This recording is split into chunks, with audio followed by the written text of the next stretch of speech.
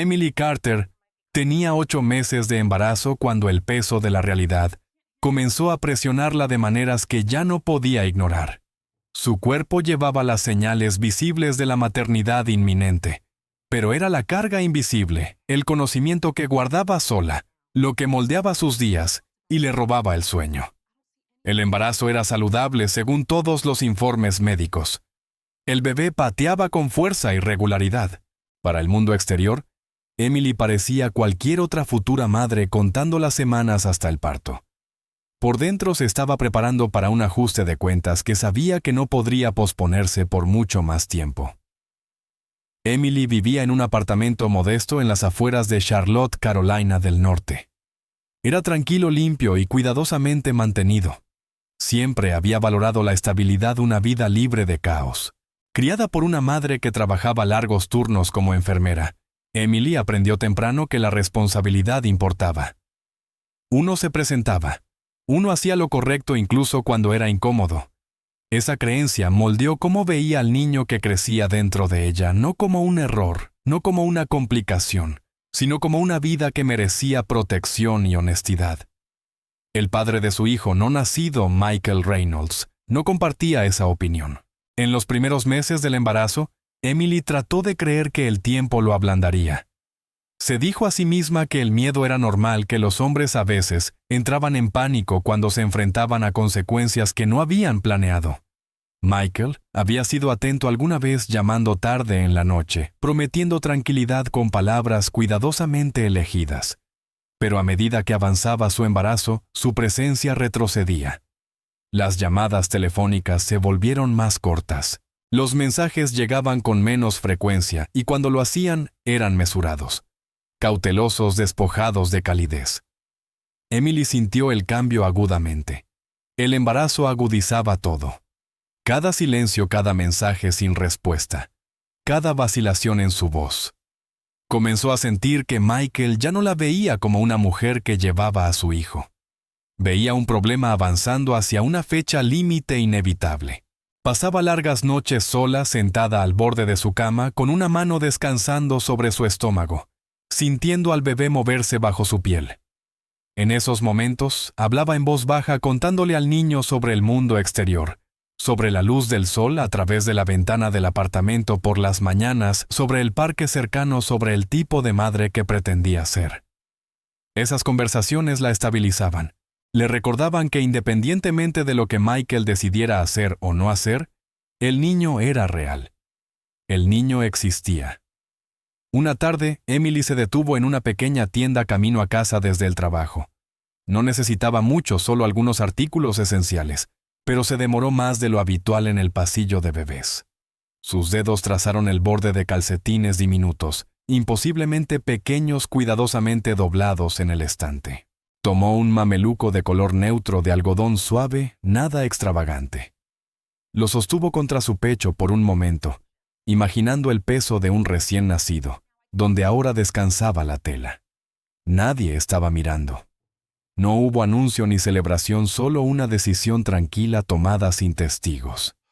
En casa colocó el mameluco cuidadosamente en un cajón que ya había despejado para el bebé. No le dijo nada a Michael al respecto.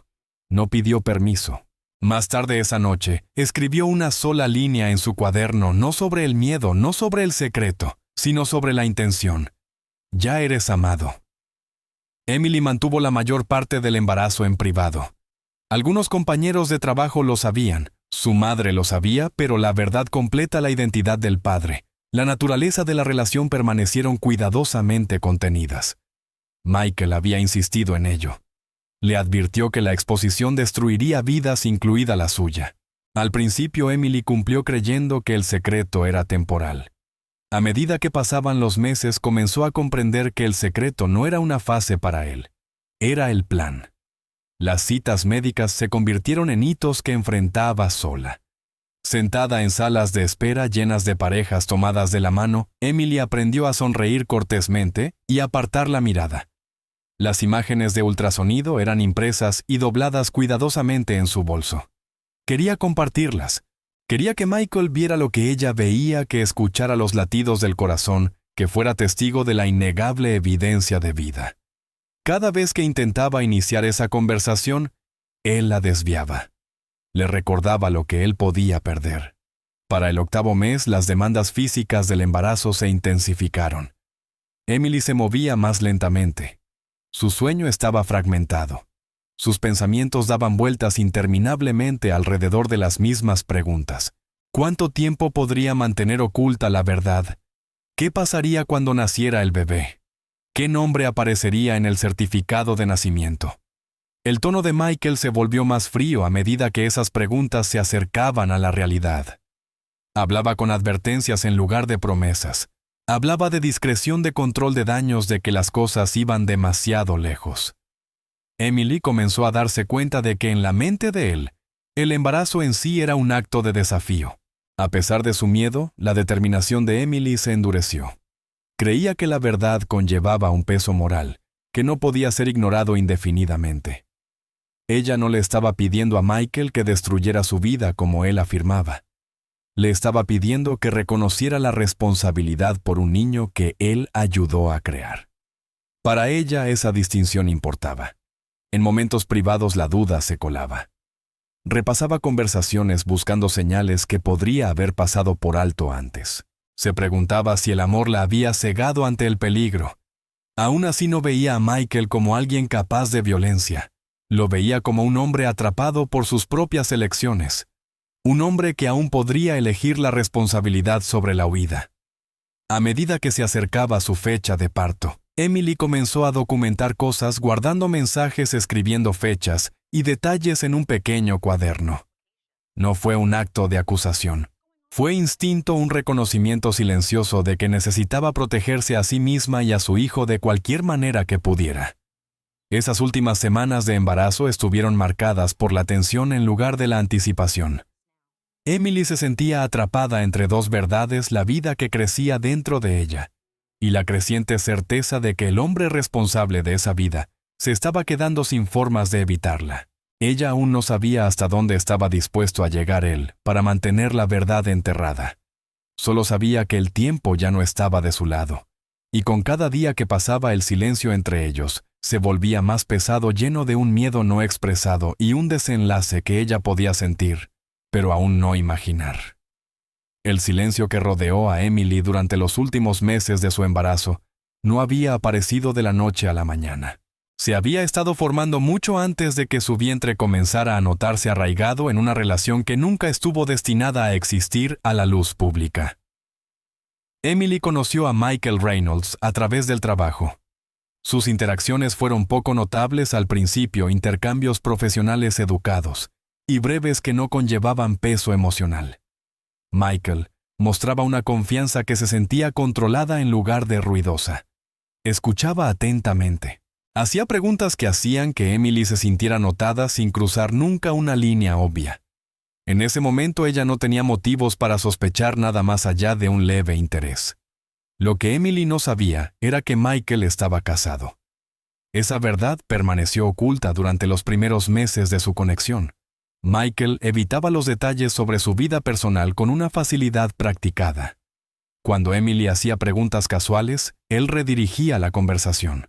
Cuando los compañeros de trabajo mencionaban familias o fines de semana, él sonreía y se mantenía vago.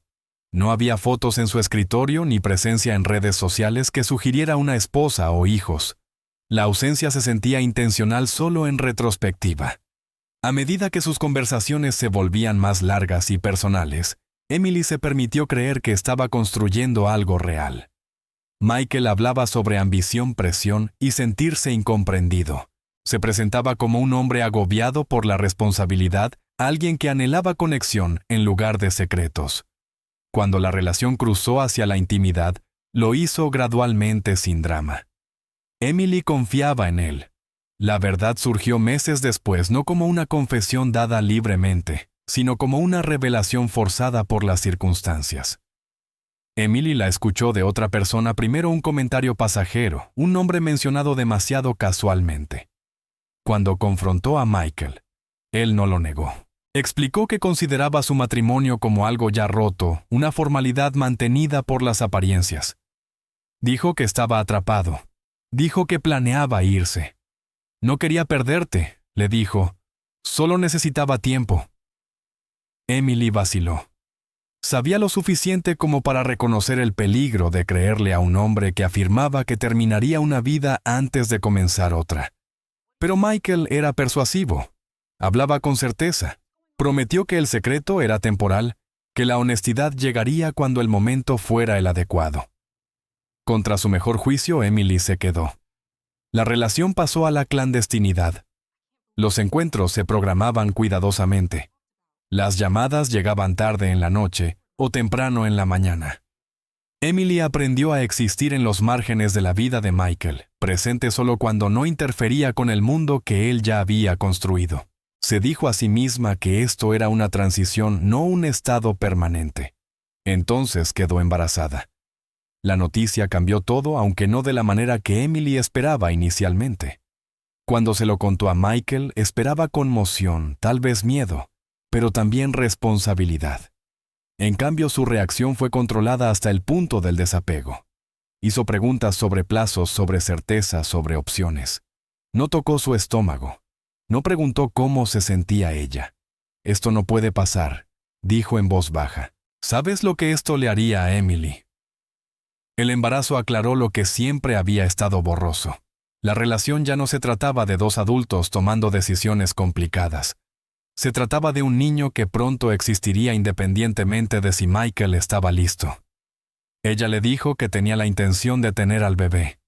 Le dijo que no pedía promesas, solo reconocimiento. A partir de ese momento el tono de Michael cambió. Donde antes había hablado con tranquilidad, ahora hablaba con cautela. Enfatizaba la discreción. Le advertía sobre las consecuencias. Le recordaba repetidamente a su esposa, a sus hijos, a su carrera. Enmarcaba el embarazo como una amenaza en lugar de una responsabilidad. Emily comenzó a comprender que Michael no la veía como una pareja. La veía como una variable que no podía controlar. Sus conversaciones se volvieron tensas, transaccionales. Ofrecía apoyo financiero, pero se resistía a la implicación emocional. Evitaba ser visto con ella en público. La disuadía de decirle a alguien su nombre. Cada petición estrechaba los límites de su silencio. «No estoy negando al bebé», insistía él. «Solo estoy tratando de manejar esto». Pero para Emily, el manejo se sentía indistinguible de la eliminación. A medida que avanzaba su embarazo, Emily se encontraba defendiendo su derecho a existir en la historia en absoluto. Le recordaba a Michael que el niño necesitaría más que dinero. Hablaba de certificados de nacimiento, decisiones médicas y la inevitabilidad de la verdad. Michael respondía con frustración. La acusaba de ser imprudente, de empujarlo hacia la destrucción. «No entiendes lo que me estás pidiendo que pierda», dijo durante una discusión. Emily escuchó y luego respondió en voz baja. «Te estoy pidiendo que no finjas que no existimos». El desequilibrio en su poder se volvió imposible de ignorar. Michael tenía una familia, una reputación y recursos. Emily tenía un vientre en crecimiento y la certeza de que el tiempo expondría lo que él estaba desesperado por ocultar. La relación, una vez construida sobre la intimidad, se había endurecido hasta convertirse en un punto muerto. Para el 8º mes de su embarazo, Emily ya no creía que Michael reconociera voluntariamente la verdad. La relación nunca había estado destinada a sobrevivir a la luz del día. Había sido construida en secreto, sostenida por la evasión, y ahora, amenazada por la realidad misma. Aún así, Emily se aferraba a la creencia de que la responsabilidad podía anular el miedo. Ella aún no entendía que para Michael el miedo ya había comenzado a pesar más que todo lo demás, incluida la vida de ella y la vida del niño que llevaba. Para cuando Emily entró en su 3er trimestre, el aislamiento se había convertido en la condición definitoria de su vida. Lo que una vez había sido un secreto que ella creía temporal, se había endurecido en una realidad que se veía obligada a soportar sola. La relación con Michael Reynolds ya no se parecía a nada íntimo o mutuo. Existía solo a través de mensajes breves, conversaciones cautelosas y una creciente sensación de que estaba siendo empujada más hacia los bordes de su mundo. Los días de Emily seguían un ritmo tranquilo y repetitivo. Iba a trabajar, regresaba a casa, preparaba comidas sencillas. y trataba de descansar a medida que su cuerpo se volvía más pesado. El esfuerzo físico del embarazo era manejable. El peso emocional no lo era. Se sentía suspendida en un espacio donde no podía hablar abiertamente, ni retirarse por completo. Cada decisión que tomaba estaba moldeada por lo que Michael había exigido que mantuviera oculto. Él insistía en que no le dijera a nadie su nombre. Cuando Emily mencionó que su madre estaba haciendo preguntas, Michael respondió con irritación en lugar de preocupación. Le advirtió que cualquier exposición, incluso indirecta, podría poner cosas en marcha. Sus palabras conllevaban una amenaza implícita, aunque nunca alzaba la voz. El control en su caso era silencioso y metódico. El aislamiento se profundizó durante las citas médicas. Emily asistía a ellas sola, sentada en salas de examen, mientras los médicos hacían preguntas de rutina sobre sistemas de apoyo y contactos de emergencia. Ella respondía con cuidado, ofreciendo verdades a medias que se sentían más pesadas cada vez que las pronunciaba. Cuando los técnicos de ultrasonido comentaban sobre la fuerza de los latidos del corazón del bebé, Emily sonreía cortésmente y luego lloraba en su automóvil después. Michael evitaba esa citas por completo. Cuando Emily sugirió que asistiera a una, él descartó la idea. Dijo que era demasiado arriesgado, que ser visto podría generar preguntas. Hablaba como si el embarazo en sí fuera una carga en lugar de una responsabilidad compartida. Emily dejó de preguntar. Sus conversaciones se centraban cada vez más en la logística en lugar de la emoción. Michael quería saber su fecha de parto, sus planes, sus intenciones. Enmarcaba sus preguntas como prácticas, pero Emily sentía el cálculo subyacente. Estaba evaluando cuánto tiempo le quedaba antes de que la verdad se volviera inevitable. Por la noche, Emily yacía despierta repitiendo sus discusiones. Se preguntaba si había sido ingenua al confiar en él, si había interpretado mal su afecto anterior. Buscaba explicaciones que pudieran suavizar su comportamiento, pero cada intento terminaba en la misma comprensión. Michael estaba tratando de distanciarse de las consecuencias de sus propias acciones. Ella comenzó a documentar sus interacciones sin reconocer completamente por qué. Los mensajes de texto se guardaban en lugar de eliminarse. Las fechas y horas se anotaban en un pequeño cuaderno que guardaba en el cajón de su mesita de noche. No era un acto de desafío. Era preparación. Algo dentro de ella reconocía que el silencio por sí solo no la protegería. El lenguaje de Michael se volvió más afilado a medida que pasaban las semanas. Hablaba de daños, de repercusiones, de resultados irreversibles. Cuando Emily mencionaba realidades legales, paternidad, manutención infantil, papeleo hospitalario, él la acusaba de escalar la situación. Le decía que estaba forzando su mano. Si esto sale a la luz, dijo durante una llamada tensa, todos pierden. La declaración inquietó a Emily. Sugería una destrucción compartida que se sentía desproporcionada con lo que ella estaba pidiendo. Ella no estaba amenazando con la exposición. Estaba reconociendo la inevitabilidad. El bebé nacería. Existirían registros, seguirían preguntas. Para ella estos eran hechos, no armas. Sin embargo, Michael hablaba como si ella lo estuviera acorralando deliberadamente. Le recordaba repetidamente a su esposa e hijos, posicionándose a sí mismo como el que estaba en riesgo. Emily notó cuán raramente mencionaba al niño que ella llevaba. Cuando lo hacía, nunca era con calidez. Siempre era como un problema a ser manejado. Fuera de su apartamento, la vida continuaba con normalidad. Los vecinos seguían sus rutinas. Los compañeros de trabajo hacían planes casuales.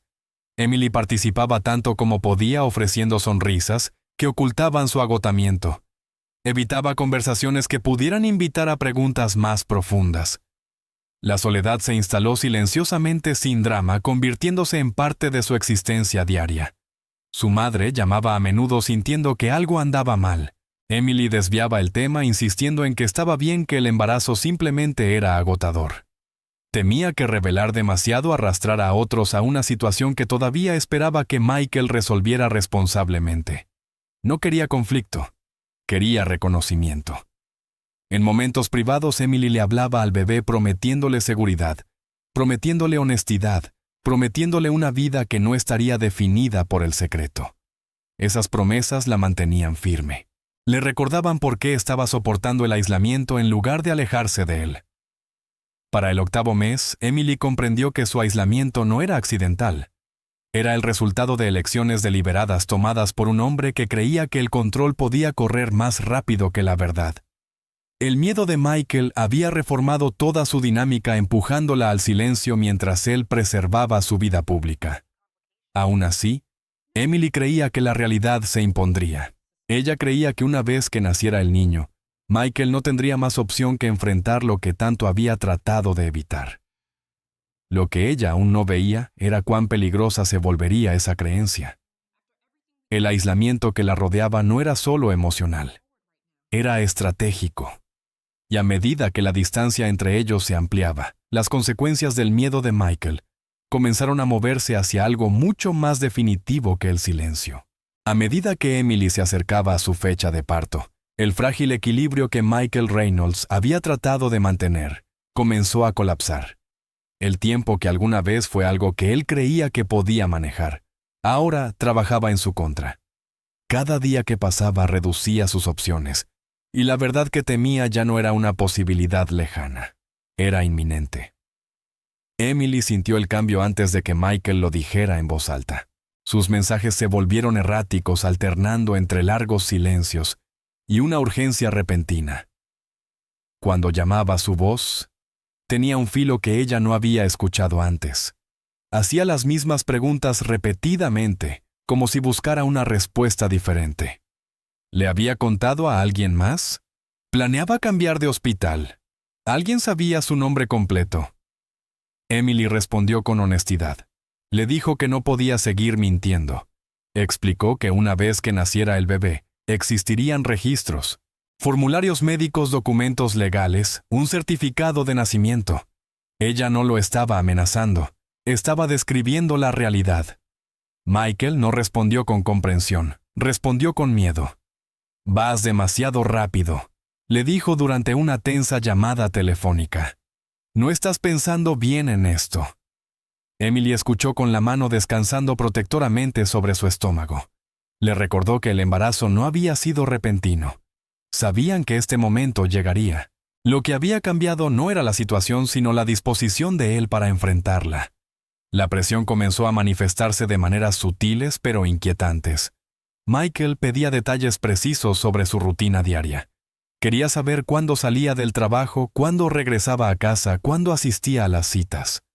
Enmarcaba sus preguntas como preocupación, pero Emily sentía la tensión subyacente. Su curiosidad se sentía menos como cuidado y más como vigilancia. Al mismo tiempo, Michael tomó medidas para borrar su huella digital. Los mensajes que antes permanecían en largos hilos fueron eliminados abruptamente. Las llamadas llegaban de números bloqueados. Cuando Emily cuestionó el repentino secreto, él desestimó sus preocupaciones. Dijo que estaba siendo cauteloso. Dijo que tenía que protegerse. La inquietud de Emily creció. Siempre había creído que el mayor defecto de Michael era la cobardía, no la crueldad. Pero ahora, a medida que su ansiedad se intensificaba, comenzó a cuestionar si el miedo por sí solo podía empujar a alguien hacia elecciones más oscuras. Sin que Emily lo supiera, las acciones privadas de Michael se estaban volviendo más alarmantes. Buscó en línea formas de manejar errores irreversibles. Investigó las consecuencias legales relacionadas con la exposición de la paternidad y los bienes conyugales. Revisitó la compra de un arma de fuego que había hecho meses antes, una transacción que una vez había justificado como rutinaria y sin relación. Cada decisión que tomaba estaba guiada por el mismo impulso, el control. Emily, mientras tanto, llegó a una decisión tranquila pero crítica propia. Le dijo a Michael que tenía la intención de contarle a su esposa después de que naciera el bebé, si él continuaba negando su responsabilidad. No fue dicho con ira. Fue declarado como un límite. No podía permitir que su hijo creciera oculto, definido por el miedo de otra persona. La declaración cayó como un golpe. La respuesta de Michael fue inmediata y aguda. La acusó de intentar arruinarlo. Afirmó que ella estaba actuando por despecho. Le advirtió que la exposición devastaría a su familia. En su encuadre, él era la víctima de la negativa de ella a permanecer en silencio. «Estás forzando esto», dijo. «No me dejas otra opción». Emily no respondió de inmediato. Se quedó quieta dejando que las palabras se asentaran repitiéndolas en su mente. Ninguna opción. La frase se quedó con ella mucho después de que terminara la llamada. No sonaba a frustración.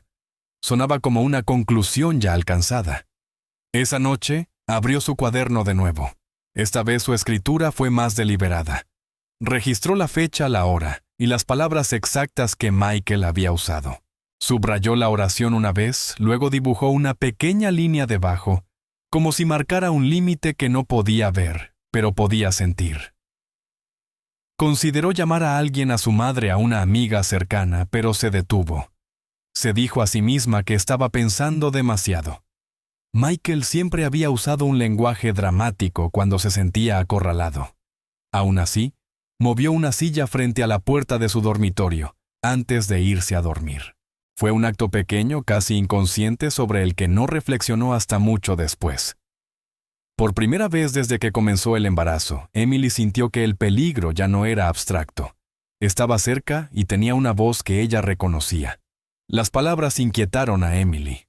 Llevaban una sensación de inevitabilidad que ella no comprendía del todo. Le preguntó qué quería decir. Él desvió el tema insistiendo en que ella estaba exagerando, que las emociones estaban nublando su juicio. Sin embargo, la tensión en su voz lo traicionaba. Ya no hablaba como un hombre tratando de retrasar las consecuencias. Hablaba como un hombre acorralado por ellas. Emily confiaba más en su cuaderno durante este tiempo, escribiendo conversaciones que la dejaban temblando. Documentó sus advertencias, sus acusaciones, su tono cada vez más hostil. Se dijo a sí misma que era simplemente una forma de procesar el estrés, pero un instinto más profundo guiaba su mano. Algo se sentía mal y ella aún no podía nombrarlo. Los amigos notaron cambios en su comportamiento. Parecía distraída, retraída. Cuando le preguntaban si todo estaba bien, ofrecía garantías vagas. No quería alarmar a nadie sin certeza. Ella todavía creía que el miedo de Michael finalmente daría paso a la responsabilidad. La vida de Michael, sin embargo, comenzaba a desmoronarse en paralelo. La presión de mantener las apariencias se intensificó. Su esposa cuestionaba sus llegadas tarde y su distancia emocional. En el trabajo, su concentración disminuyó. El mundo que intentaba preservar exigía atención constante y el costo de un error amenazaba con deshacerlo todo. En su mente, la verdad ya no era solo peligrosa, era catastrófica. A medida que Emily entraba en las últimas semanas de su embarazo, la inevitabilidad de la exposición se volvió innegable. Las maletas para el hospital estaban empacadas. El papeleo esperaba ser completado. Cada artículo servía como un recordatorio de que este capítulo se acercaba a su fin. Emily creía que una vez que llegara el bebé, el conflicto cambiaría del secreto a la responsabilidad. Michael creía lo contrario.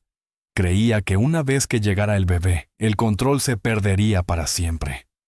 La distancia entre sus interpretaciones de la realidad se amplió hasta convertirse en algo insalvable.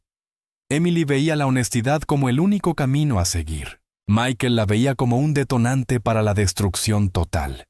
Y a medida que esas creencias opuestas se endurecían, la situación se movía silenciosamente hacia un momento que ninguno de los dos podría deshacer. La verdad ya no se acercaba. Estaba parada en la puerta. La noche en que Michael Reynolds llegó al apartamento de Emily no comenzó con violencia. Comenzó con la apariencia de una resolución. Llamó más temprano esa noche, con una voz inusualmente tranquila. Dijo que necesitaban hablar de verdad, sin interrupciones, sin tensión. Dijo que quería aclarar las cosas antes de que llegara el bebé. Emily vaciló, pero el alivio se coló a pesar de todo. Había estado viviendo bajo el peso de conversaciones no resueltas durante meses. La idea de que Michael finalmente pudiera enfrentar la realidad se sentía como una apertura frágil. Llegó justo después del anochecer.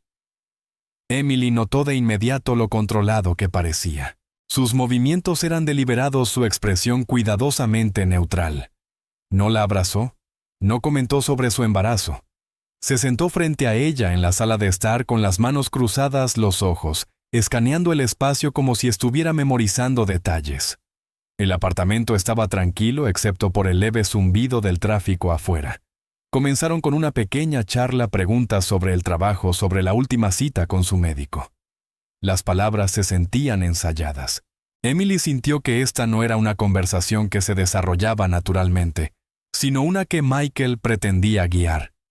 «He estado pensando», dijo finalmente sobre todo. Emily esperó. Habló sobre la presión, sobre el miedo, sobre el daño que causaría la exposición. Repitió argumentos que ella había escuchado antes, pero su tono era diferente, menos frenético, más definitivo. Enmarcó sus palabras como preocupación, insistiendo en que quería proteger a todos los involucrados. «Necesito que entiendas lo que está en juego», dijo. «Esto no se trata solo de nosotros». La paciencia de Emily se agotó. Le dijo que entendía exactamente lo que estaba en juego y que ya no era aceptable fingir lo contrario. Le recordó que el bebé nacería en unas semanas. Le dijo que no podía seguir viviendo en secreto. «No estoy tratando de arruinarte», dijo en voz baja. «Estoy tratando de darle a mi hijo un futuro que no esté construido sobre mentiras». Michael se recostó apretando la mandíbula. Por un momento no dijo nada. Cuando volvió a hablar, su voz tenía una agudeza que cortaba la calma que había mantenido cuidadosamente. «Estás forzando esto», dijo. «No quieres escuchar». Emily sintió una oleada de ira seguida rápidamente por miedo. Le dijo que lo había escuchado durante meses. Había cedido, esperado, permanecido en silencio. Pero el silencio ya no era una opción. El bebé se movió dentro de ella, un movimiento repentino y fuerte, que llevó su mano instintivamente a su estómago. Michael observó el gesto, su expresión ilegible. No había ternura en su mirada, solo cálculo. «Esto no tiene que ir por el camino que estás empujando», dijo. Emily le preguntó qué quería decir. Michael se puso de pie. El movimiento la sobresaltó. Comenzó a caminar por la habitación, su agitación finalmente visible. Ahora hablaba más rápido, sus palabras atropellándose unas a otras. La acusó de ignorar sus advertencias. Dijo que ella había subestimado las consecuencias. Dijo que lo había acorralado. Emily se levantó lentamente apoyándose en el brazo del sofá. Su corazón se aceleraba. Le dijo que se fuera si no podía hablar con calma. Dijo que podrían continuar la conversación más tarde. Michael dejó de caminar. Se volvió para mirarla. «No creo que entiendas», dijo. «No habrá un más tarde». La habitación se sentía más pequeña, el aire más pesado. Emily sintió un destello de miedo que nunca antes había experimentado con él. Le pidió que se fuera de nuevo, esta vez con más firmeza. Le dijo que estaba cansada y necesitaba descansar. Michael no se movió. En cambio, metió la mano en su chaqueta. El momento se desarrolló con una claridad devastadora. Emily vio el arma antes de que su mente pudiera procesar completamente lo que significaba. Se congeló, la incredulidad la invadió. Este no era el hombre que creía conocer. Esta no era una discusión fuera de control. Esto era algo mucho más deliberado. «¿Qué estás haciendo?», preguntó su voz apenas audible. El rostro de Michael no mostraba ira ni pánico, solo una resolución sombría. En ese instante, Emily comprendió que esto no se trataba de ira. Se trataba de borrar un problema. «No me dejaste otra opción», dijo. Emily retrocedió instintivamente con las manos levantadas, en un gesto que era tanto defensivo como suplicante. Le rogó que se detuviera. Le recordó al bebé. Le dijo que esta no era la respuesta, que nada podía justificar lo que estaba a punto de hacer. Michael no respondió. El disparo rompió el silencio. Emily se desplomó en el suelo, el dolor explotando a través de su cuerpo mientras la fuerza le sacaba el aire de los pulmones. No tuvo tiempo de gritar. No tuvo tiempo de pensar. El mundo se redujo a fragmentos, luz, sonido, y la abrumadora comprensión de que ella y su hijo estaban siendo borrados juntos. Michael se paró sobre ella por un momento mirando lo que había hecho.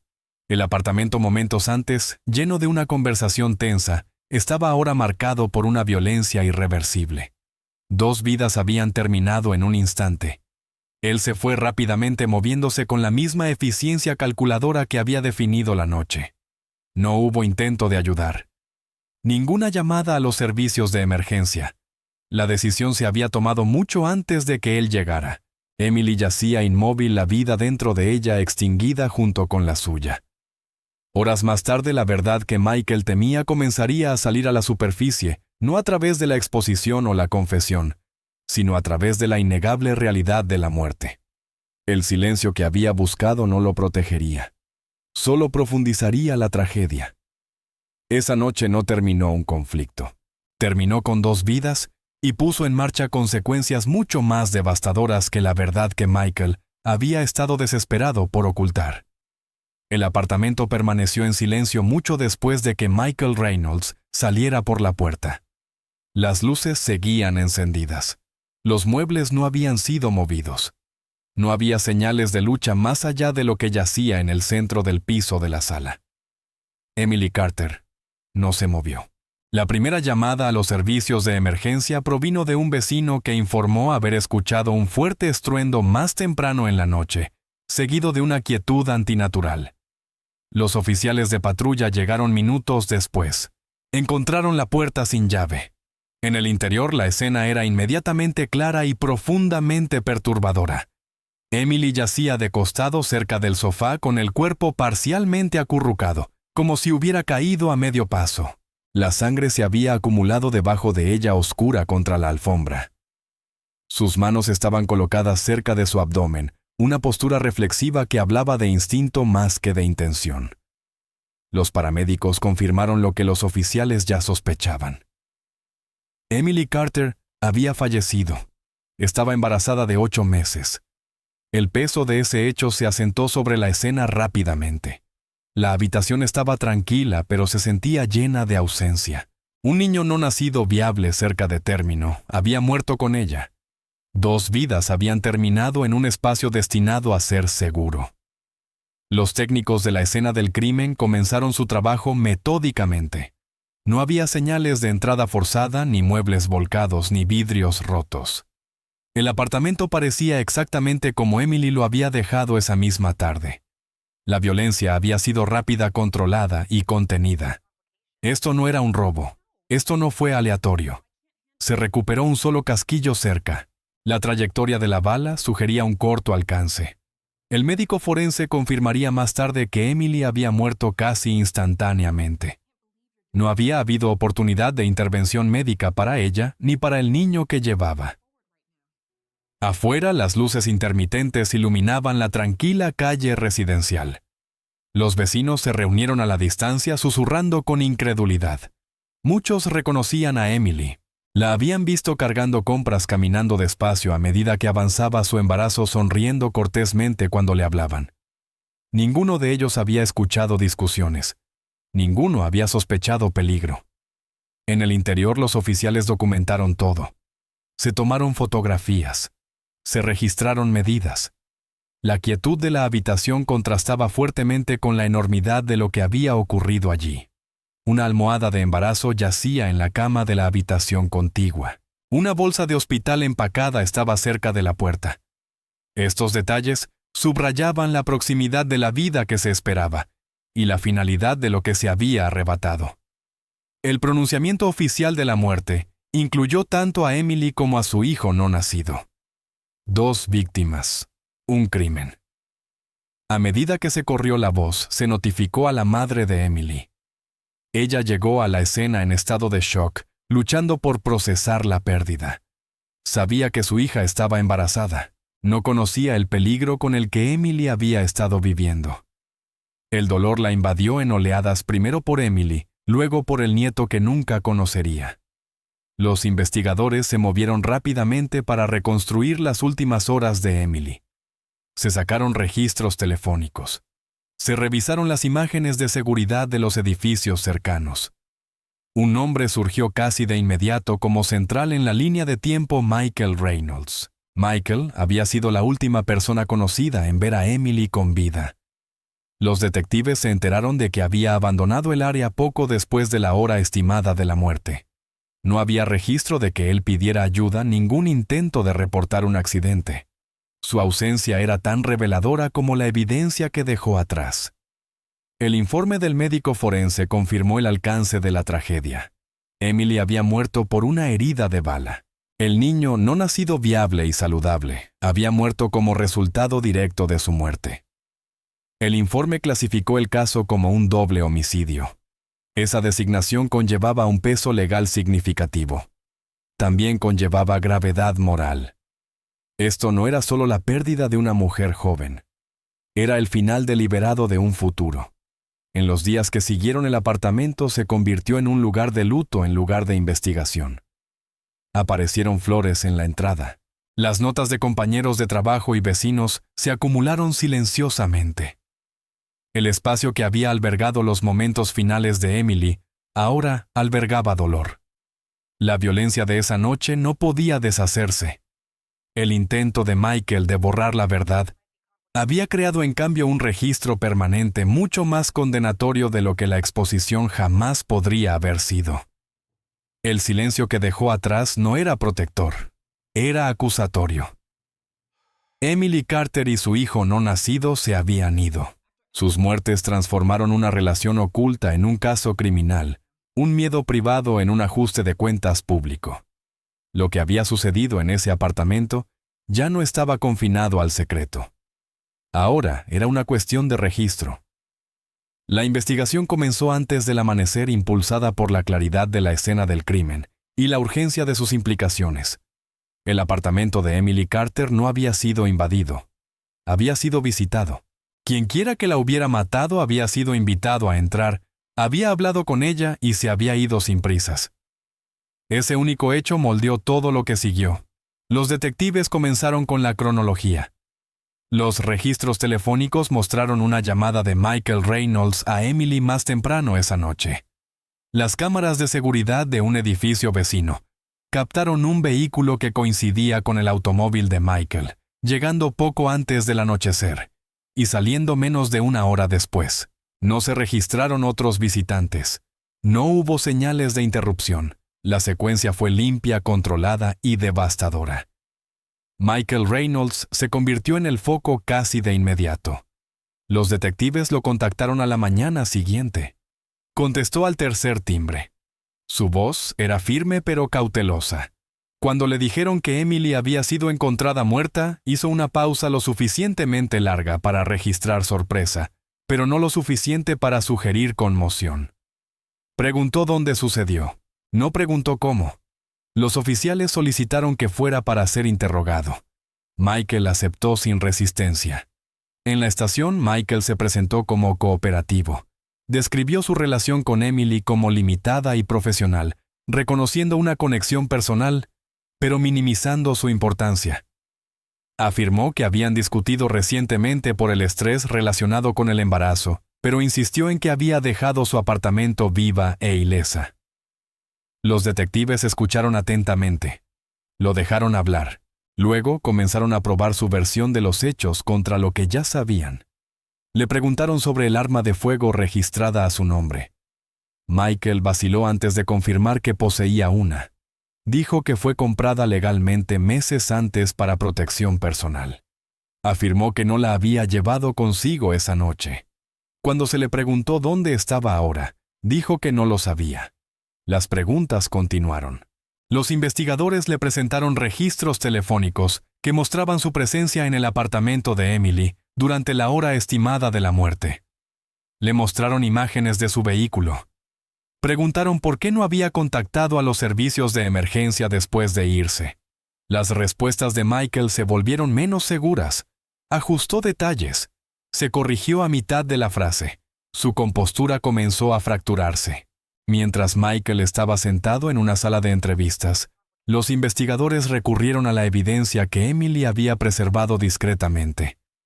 Su teléfono contenía meses de mensajes, solicitudes de reconocimiento, advertencias sobre la inevitabilidad, respuestas que se volvían más frías a medida que avanzaba su embarazo. El tono era inconfundible. Emily pedía responsabilidad. Michael pedía silencio. El cuaderno encontrado en el dormitorio de Emily resultó ser aún más revelador. Fechas, horas, citas directas. Ella había documentado conversaciones en las que Michael le advertía sobre las consecuencias, la acusaba de forzar su mano y hablaba de perderlo todo si la verdad salía a la luz. Las entradas se hicieron más frecuentes a medida que se acercaba su fecha de parto. Esta no fue una relación que terminó en una rabia repentina. Fue una que se deterioró bajo una presión sostenida. Los detectives entrevistaron a compañeros de trabajo y familiares de Emily. Se enteraron de que Emily había estado retraída en las últimas semanas, ansiosa pero decidida. Había hablado sobre prepararse para la maternidad. No había expresado miedo al daño físico, pero había expresado preocupación por el comportamiento de Michael. Los vecinos confirmaron haber escuchado un solo ruido fuerte en la noche del asesinato. Ninguno reportó discusiones prolongadas. Ese detalle se alineaba con los hallazgos del médico forense. Un solo disparo a quemarropa sin evidencia de lucha. El arma de fuego fue recuperada 2 días después, descartada en una zona boscosa, no lejos de la ruta de Michael a casa. La balística la emparejó de manera concluyente con el casquillo encontrado en el apartamento de Emily. La evidencia cerró la brecha final en el caso. Michael fue arrestado y acusado de 2 cargos de asesinato en primer grado. Durante una entrevista posterior confrontado con el arma de fuego y los mensajes, la narrativa de Michael colapsó. Admitió haber llevado el arma consigo esa noche. Admitió la confrontación. Admitió haber apretado el gatillo. No admitió la intención. No quería que llegara tan lejos, dijo. Tenía miedo. Los detectives no discutieron. Documentaron. El miedo, notaron, no explicaba la preparación. El miedo no explicaba un arma cargada llevada a una conversación. El miedo no explicaba irse sin pedir ayuda. Al concluir la investigación surgió una imagen clara. Emily Carter había sido aislada, presionada, y finalmente silenciada por un hombre que creía que la exposición lo destruiría. El niño no nacido que ella llevaba se había convertido en la mente de él, en una amenaza en lugar de una responsabilidad. La verdad que Michael había tratado de enterrar había salido a la superficie de todos modos, a través de la evidencia, a través de los registros, a través de la vida que Emily había tratado de proteger. Para cuando se finalizó el expediente del caso, no quedaba ambigüedad. La investigación no había descubierto un accidente trágico o una pérdida momentánea de control. Había descubierto un acto deliberado impulsado por el miedo a la rendición de cuentas. La verdad no solo había sido expuesta, había sido documentada, preservada y preparada para el juicio. El colapso de Michael Reynolds no sucedió de una vez. Se desarrolló lenta y metódicamente, de la misma manera que su control sobre Emily Carter se había ejercido una vez en silencio deliberadamente, y con la ilusión de estabilidad mantenida el tiempo suficiente para fallar. Después de su arresto, Michael fue colocado en una celda de detención lejos de las salas de entrevista. La confianza que había llevado durante las primeras etapas del interrogatorio no lo siguió allí, solo despojado del lenguaje profesional y las explicaciones cuidadosas en las que había confiado durante meses, comenzó a desmoronarse. Durante el primer interrogatorio formal después de su arresto, Michael parecía sereno, pero las grietas eran inconfundibles. Se sentó erguido con las manos entrelazadas con fuerza frente a él, con los ojos fijos en la mesa, en lugar de en los detectives frente a él. Sus respuestas eran más cortas, ahora menos ensayadas. Ya no intentaba dar forma a la narrativa, solo sobrevivirla. Los detectives revisaron la evidencia nuevamente, esta vez sin interrupción. Hablaron claramente los registros telefónicos, los mensajes, el cuaderno, el arma de fuego, el informe de balística. Cada hecho fue expuesto con precisión, no como acusación. No había necesidad de presionarlo. El caso ya no requería persuasión. Cuando se le pidió que explicara por qué había llevado un arma cargada al apartamento de Emily, Michael luchó por responder. Dijo que no había planeado usarla. Dijo que la llevaba porque se sentía abrumado. Las palabras sonaban huecas incluso para él. «No perdiste el control», dijo un detective con voz uniforme. «Tomaste una decisión». Michael sacudió la cabeza lentamente como si rechazar la conclusión pudiera cambiarla. Insistió en que el miedo lo había impulsado, que la situación se había salido de su capacidad para manejarla. Habló de su esposa, sus hijos, su carrera. Describió el terror a la exposición como si fuera una fuerza que actuaba sobre él, en lugar de algo nacido de sus propias decisiones. De lo que no habló fue de Emily. Cuando los detectives le preguntaron sobre sus momentos finales, la voz de Michael vaciló. Dijo que ella no escuchaba. Dijo que estaba decidida a revelarlo todo. Enmarcó su insistencia en la honestidad como una provocación. Incluso entonces le costaba reconocer su humanidad. En su relato, ella seguía siendo una amenaza en lugar de una persona. Fuera de la sala de interrogatorios, la vida de Michael ya se estaba derrumbando. La noticia de su arresto se difundió rápidamente. Su empleador lo suspendió de inmediato y luego lo despidió. Los colegas que alguna vez admiraron su profesionalismo se distanciaron. Su imagen cuidadosamente curada, competente, confiable, respetable, se desintegró bajo el peso de los cargos. En casa, las consecuencias fueron devastadoras. La esposa de Michael se enteró de la verdad no a través de una confesión, sino a través de titulares e investigadores. El amorío, el embarazo, el asesinato. Cada revelación llegó sin previo aviso, desmantelando la vida que ella creía compartir con él. Sus hijos fueron protegidos tanto como fue posible, pero el daño no pudo contenerse. El miedo de Michael a la exposición no había protegido a su familia. La había destruido. En los días que siguieron a su arresto, el daño se extendió más allá de los muros de la prisión. La esposa de Michael se retiró de la vista pública casi de inmediato. Los amigos dejaron de llamar. Los vecinos evitaban el contacto visual. La vida que ella creía estar viviendo colapsó bajo el peso de revelaciones que nunca había consentido cargar. El amorío fue una traición. El embarazo fue otra. El asesinato era algo completamente distinto. Los hijos de Michael fueron eliminados de la narrativa tanto como fue posible. Sus nombres se mantuvieron fuera de los registros, sus rostros protegidos de las cámaras. Aún así, las consecuencias los alcanzaron. Un padre se convirtió en un titular. Un hogar se convirtió en un lugar de conversaciones susurradas y preguntas sin respuesta. No hubo una versión de los hechos en la que salieran ilesos. Michael había enmarcado su miedo como protección de su matrimonio, sus hijos, su reputación.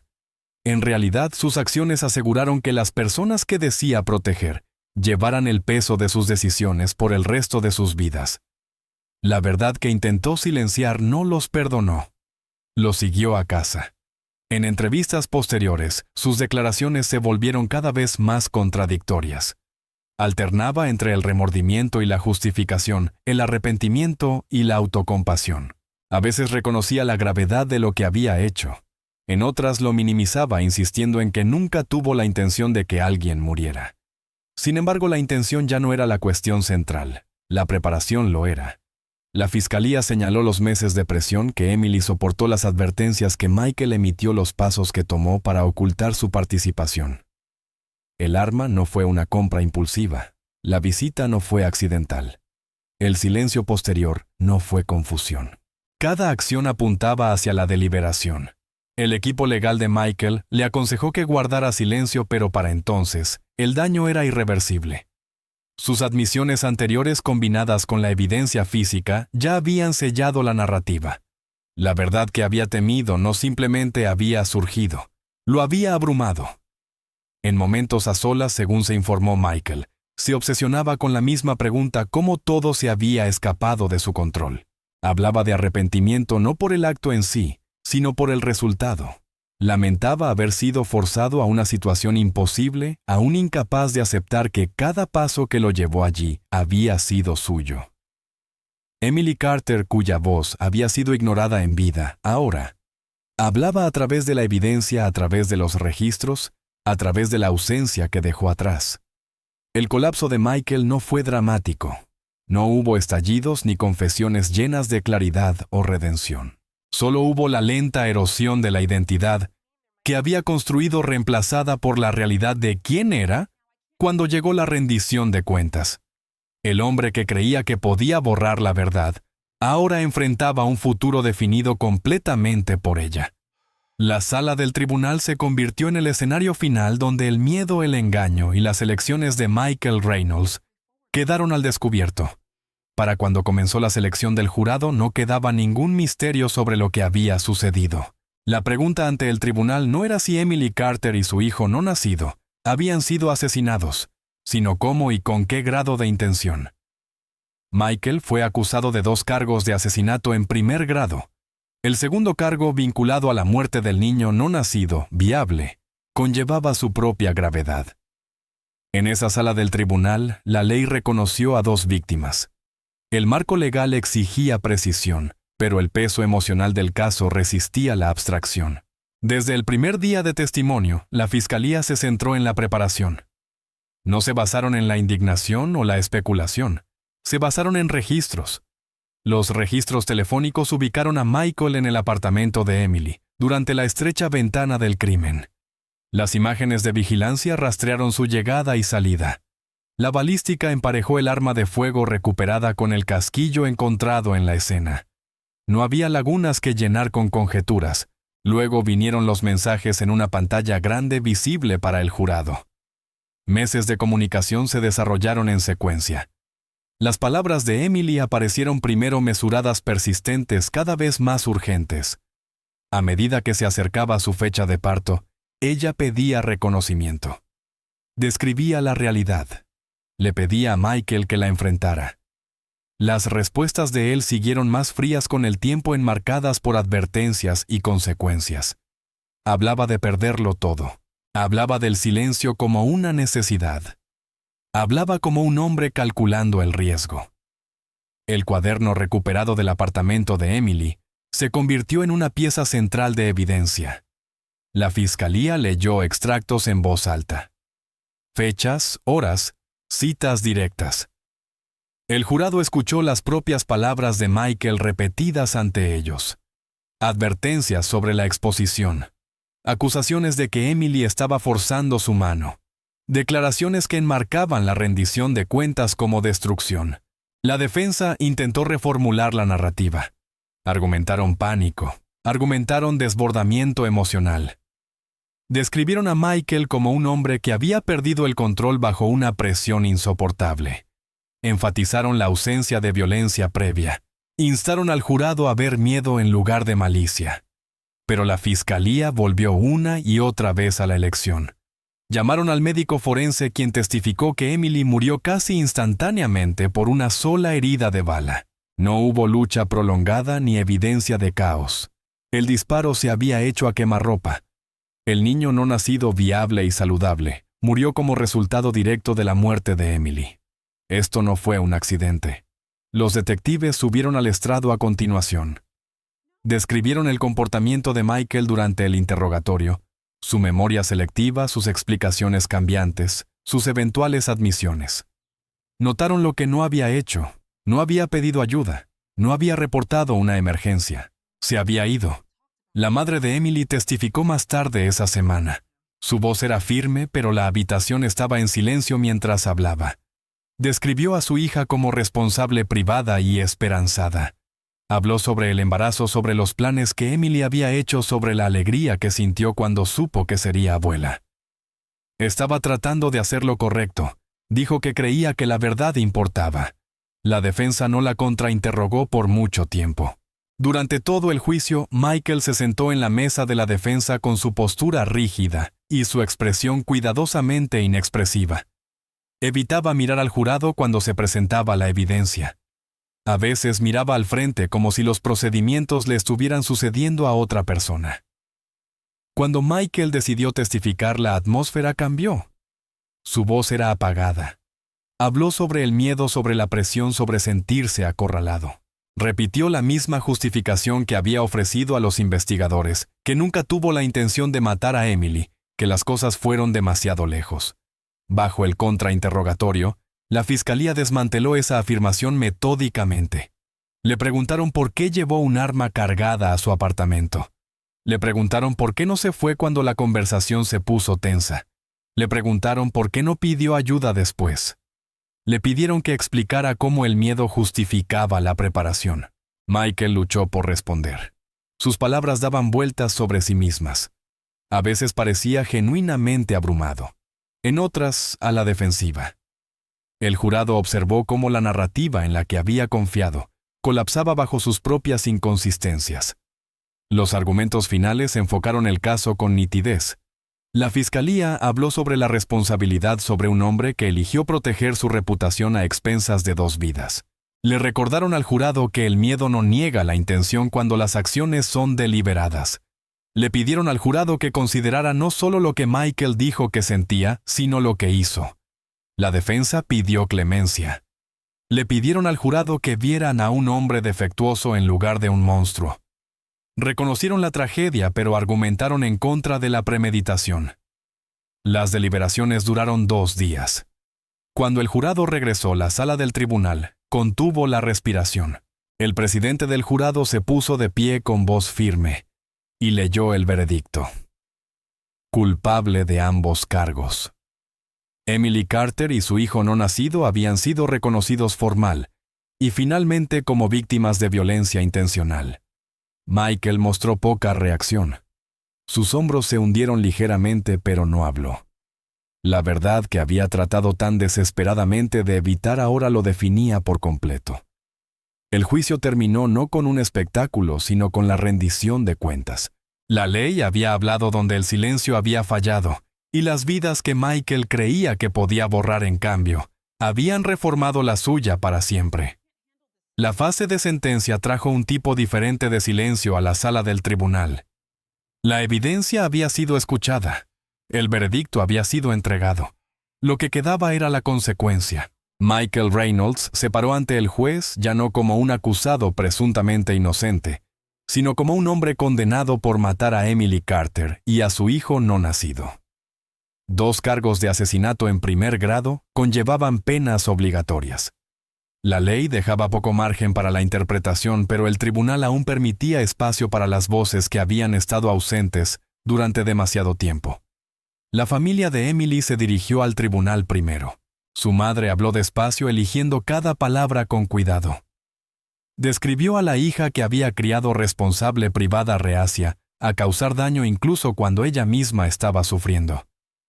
Habló de la emoción de Emily por convertirse en madre de los nombres considerados de los planes que nunca se realizarían. Ella creía que decir la verdad era lo correcto. Su madre dijo que creía que la responsabilidad importaba. Confiaba en que hacer lo correcto la protegería a ella y a su hijo. No hubo teatro en su declaración. Ninguna voz alzada. El poder de sus palabras residía en su contención. La sala del tribunal escuchó. La fiscalía siguió enfatizando que la sentencia no se trataba de venganza, sino de reconocimiento.